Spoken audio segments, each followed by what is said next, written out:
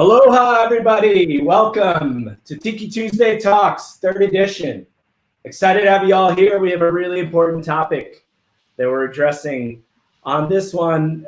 Mariah Kunkel from Pasifika Project talking about Polynesian culture and Tiki and the influence of colonization in this whole mess. So really excited to get into that. We'll jump over and introduce everybody now. As usual, Steve Casey, Aaron Joseph, and then Mariah. You guys want to say hi and let everybody know where you're calling in from? Hi, y'all. Hello. Aaron, you're muted. You sound good. You look good. Let's try this again. All right. Mariah, where are you coming in from? Los Angeles. Awesome. Awesome. I wish I was there. Beautiful weather, indeed. Very warm. Cool. Very warm. So the topic today is Tiki, the intoxicating flavors of colonization. Mariah's going to talk about Pasifika Project, which is something that she's, I guess, recently kicked off, right? Right, yeah. It's in its infancy stages right now. So Awesome. I'm excited to talk about it with you guys today.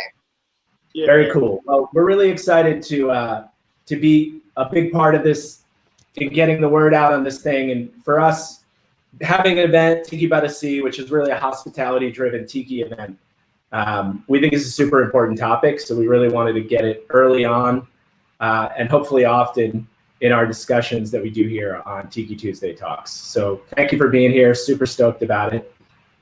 Without further ado, let me just talk about the agenda, then we'll kind of kick into that. So first of all, chat box and questions. If you guys are on Crowdcast, feel free to fire some questions our way. Steve is going to be monitoring that tightly. So anything you have, that we'll save them or we'll interject as we go. Sharing the event within Crowdcast, you can do that, top right corner. Would love for everybody to get the word out on this. Share what we're doing, get some commentary going. We do have a tip jar, so I'll put this up here. So the tip jar is going to be, we're going to do this weekly, which is going to benefit the presenter and or a cause that they want. So Mariah is going to donate this to the foundation, but Venmo or PayPal at Mariah Kunkel. Feel free to tip if you are in a place to do so. It's going to a good cause. It's much appreciated. We'll flash that a couple more times if anybody has any questions. Presentation, probably about 40 minutes of that. We're going to go over to Aaron Joseph, who's going to rock a cocktail session. And then we have 5 questions with the Tiki fam with a guest alumni who we're going to make an appearance with later. So without further ado, I'm going to hand it over to Mariah, and this is the first time we're doing this, so let's see how it goes. We'll figure it out. We'll figure it out. Did that work? Looks good. Okay, great. Awesome. Thanks. Hafa Buenas. First, I would like to acknowledge the original indigenous owners of the land that I'm joining you from, the Tataviam, and their elders past and present. Many thanks also to Tiki by the Sea for having me today, as well as everyone tuning in and everyone who helped promote and share today's talk. I'm also grateful for the tip jar, and I wanted to let everyone know that all funds contributed will be donated to a Guam-based nonprofit media company called Nihi that produces culture-based children's programming to affirm Chamorro identity.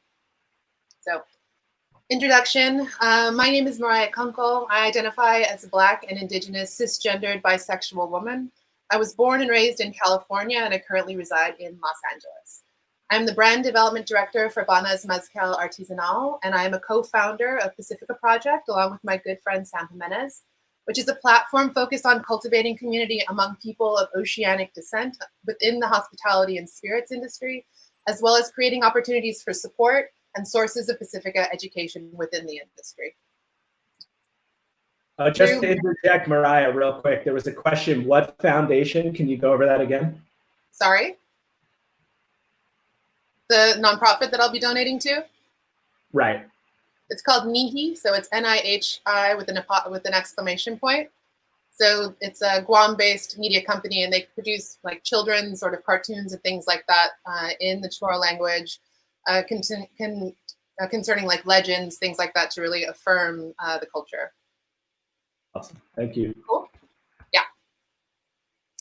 So through my father, I am indigenous Chamorro, the original occupants of the Mariana Archipelago in the West Pacific. Through his mother, my Nana, Rosa Lozama Kunkel, who was born and raised on Guahan, or Guam, the largest island in the Marianas. Our family, our clan name is Kichu, and we are from the village of Barrigada. I am Micronesian. I am not Polynesian. We will get into geography later, but quickly, the Marianas are currently divided between two separate territories or colonies that are currently both administered by the United States. You may be familiar with the term Guamanian as a descriptor for people from Guam. This term was created by the US government, and its use is contested, especially among people of indigenous Chamorro descent, whose ancestors originally lived and moved throughout this archipelago. As of 2018, within the US, Pacific Islanders account for about 1.4 million people, or 0.5% of the total population of the United States. Over half live in Hawaii and California. Please note that Pacific Islanders are not Asian, though we are frequently grouped together. Hey, Mariah, this is a little hard, I think, for people to see that last chart. Can you just like kind of top line what we're looking at here?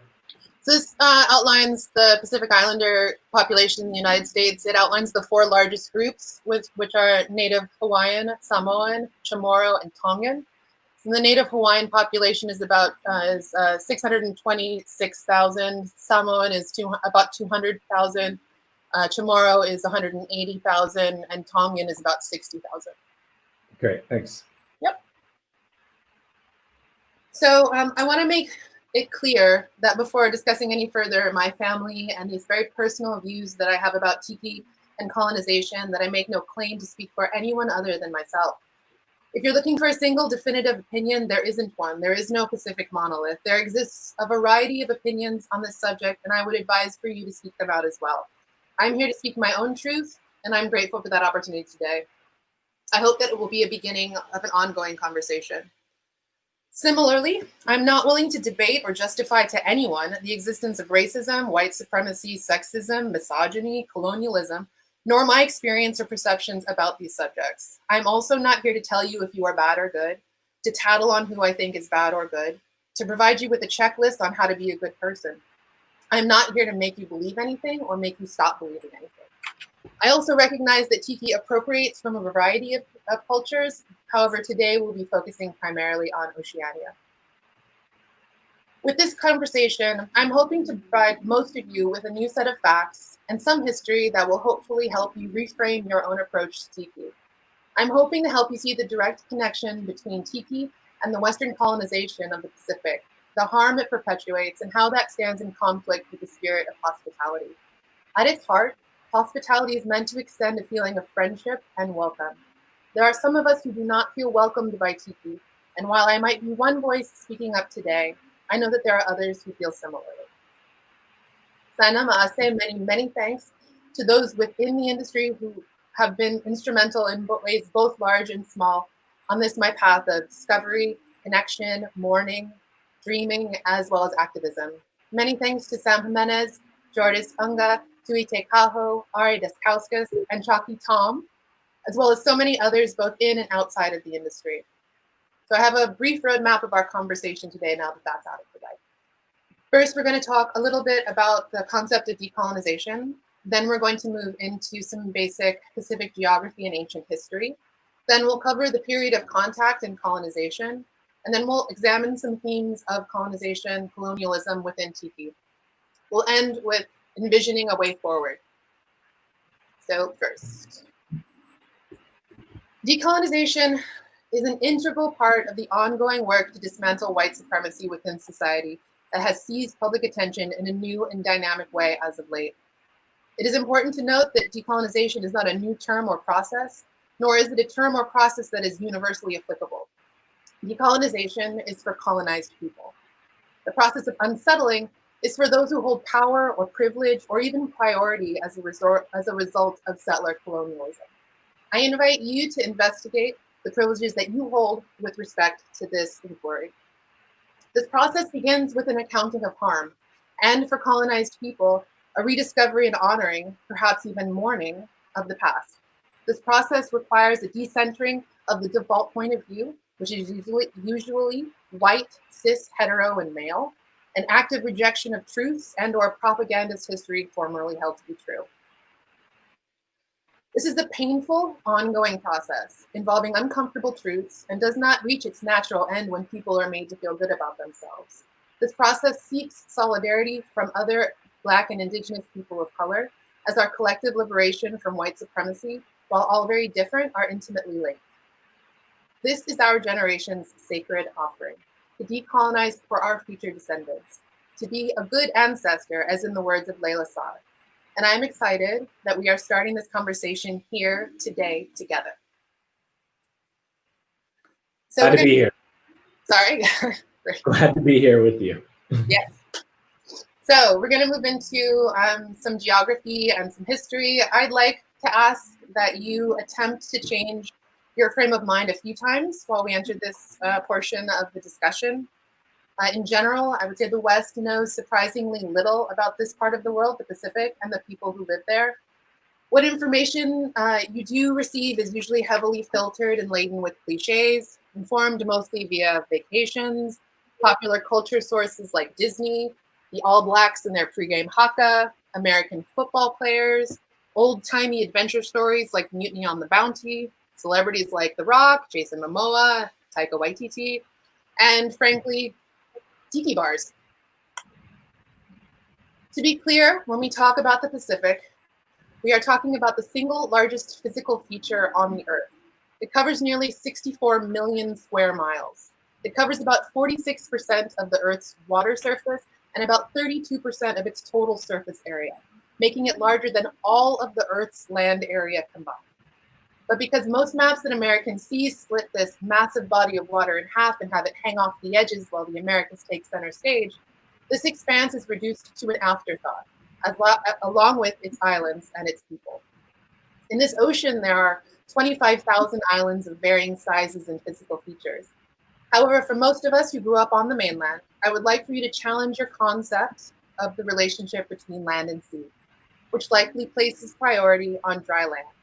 When thinking of the mighty Pacific and all of the islands that it contains, I ask that you think of this world as a sea of islands as described by scholar Epeli Hau'ofa, rather than tiny islands in a vast sea. In his words, our Pasifika ancestors were connected rather than separated by the sea. Far from being sea-locked people marooned on coral or volcanic tips of land, islanders formed an oceanic community based on voyaging. The world of our ancestors was a large sea full of places to explore, to make their homes in, to breed generations of seafarers like themselves. People raised in this environment were at home on the sea. They played in it as soon as they could walk steadily. They worked in it. They fought on it. They developed great skills for navigating their waters and the spirit to traverse even the few large gaps that separated their island groups.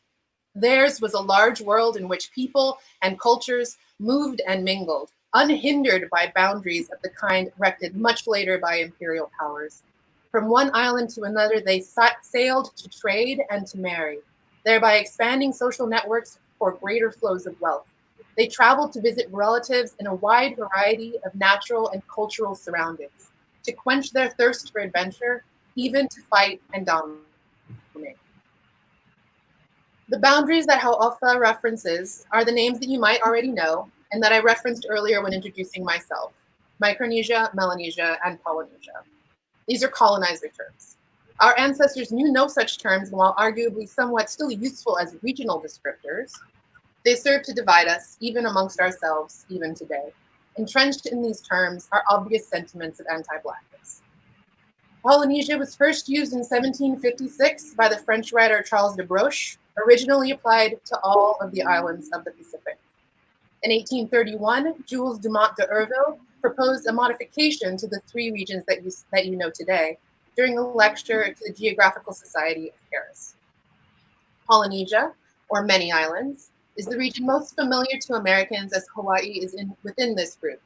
It consists of a triangular area that is bounded by Hawaii to the north, Rapa Nui to the east, and Aotearoa, or New Zealand, to the west.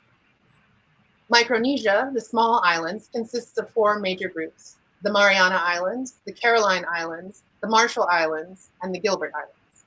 Guam is the largest island in Micronesia. And then there's Melanesia, the islands of the Black people, which includes Fiji, Papua New Guinea, Vanuatu, and the Solomon Islands. This group is specifically named after the darker complexion of some of its inhabitants. Similar to Hau'ofa, I prefer the use of terms like Pasifika, Pacific Islander, and Oceania, which reflects the sentiment that the ocean does not separate us, but rather connects us. Drink of water. You're doing great. Thanks. It is generally thought that the prehistoric movement of people across this great sea began sometime around 3000 BCE and originated most likely in Taiwan or the Malay Peninsula, pushing west, establishing original settlements in Melanesia, as well as parts of Micronesia and Polynesia. These seafarers, the Lapita people, were most active between 1600 and 500 BCE and were ancestors of the later cultures of Oceania. The Lapita voyaged thousands of miles in massive seafaring canoes, laden with animals, crops, and family members, using only the sea, sun, and stars to guide their way. Their descendants, the Polynesians, continued to explore and settle the Polynesia region, with Aotearoa and Rapa Nui likely being last by 1200 CE.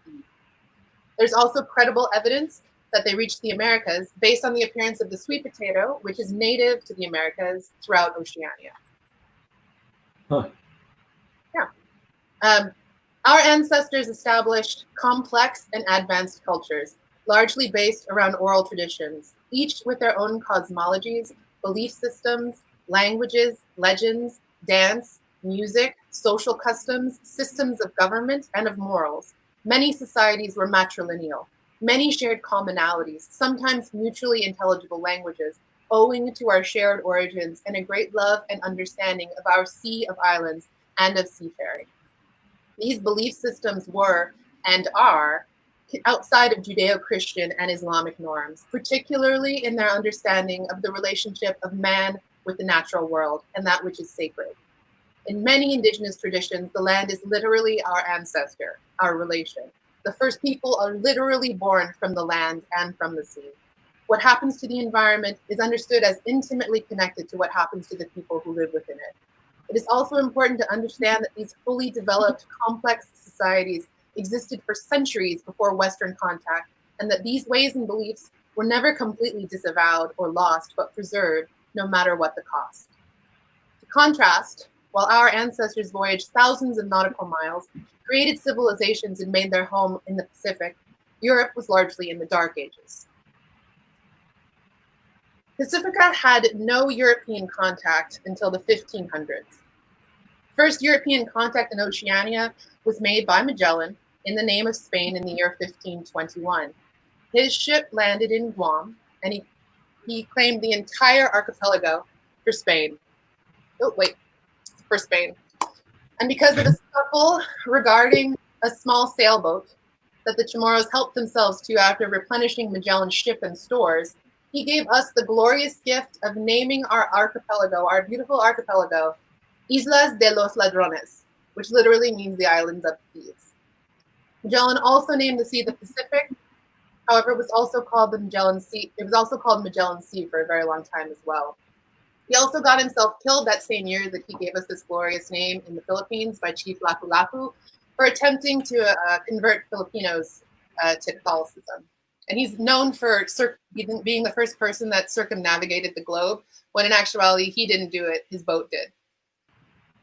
The other explorer that you might be familiar with is Captain James Cook. He was British. He sailed 3 voyages in the Pacific in the 1700s. He established first contact with Hawaii in 1778. He charted many regions previously unknown to Westerners, due largely to his Tahitian navigator, Tupaya.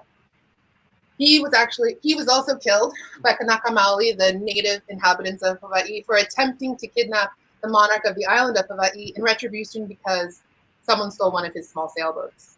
You guys know that theme? Yeah.